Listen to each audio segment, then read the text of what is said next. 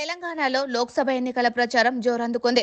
మరో 5 రోజుల్లో ప్రచారం ముగియనుండటంతో జాతీయ పార్టీలు కాంగ్రెస్, బీజేపీ దూకుడు పెంచాయి. అగ్రనేతలు తెలంగాణకు క్యూ కడుతున్నారు. తమ పార్టీ అభ్యర్థుల తరపున ప్రచారం చేస్తున్నారు. ఈ క్రమంలో కాంగ్రెస్ అగ్రనేత రాహుల్ గాంధీ ఆదివారం తెలంగాణలో పర్యటించారు.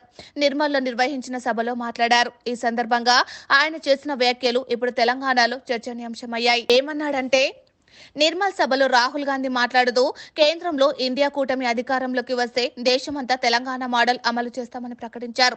ఈ వ్యాఖ్యలు ఇప్పుడు తెలంగాణలో సరికొత్త చర్చకు దారితీశాయి.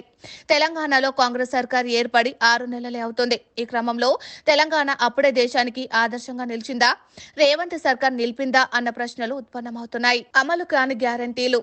అధికారంలోకి వచ్చిన 100 రోజుల్లో 6 గ్యారంటీలు అమలు చేస్తామని అసెంబ్లీ ఎన్నికల సమయంలో ప్రకటించింది కాంగ్రెస్.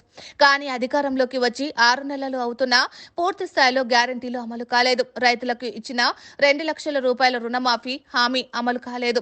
పెన్షన్లు పెంచలేదు. మహిళలకి 2,500 రూపాయల ఆర్థిక సాయం అందడం లేదు. విద్యార్థినులకు స్కూటీలు ఇవ్వలేదు. హామీల అమలుపై తెలంగాణ ప్రజలు కాస్త అసంతృప్తితో ఉన్నారు.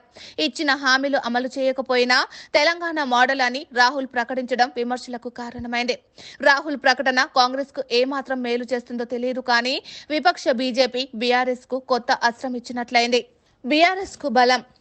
రాహుల్ చేసిన ప్రకటన బీఆర్ఎస్ కు బలాన్ని ఇచ్చింది. తెలంగాణలో 10 ఏళ్లు తాము చేసిన అభివృద్ధిని రాహుల్ గాంధీ దేశమంతా అమలు చేస్తామని ప్రకటించారని ఆ పార్టీ నేతలు ప్రచారం చేసుకునే అవకాశం ఉంది.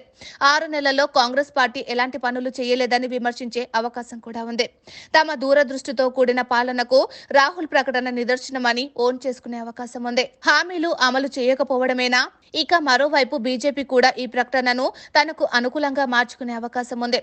తెలంగాణ మోడల్ అంటే ప్రజలకు ఇచ్చే హామీలు అమలు చేయకపోవడమేనా అని ఎదురుదాడి చేసే అవకాశం ఉంది.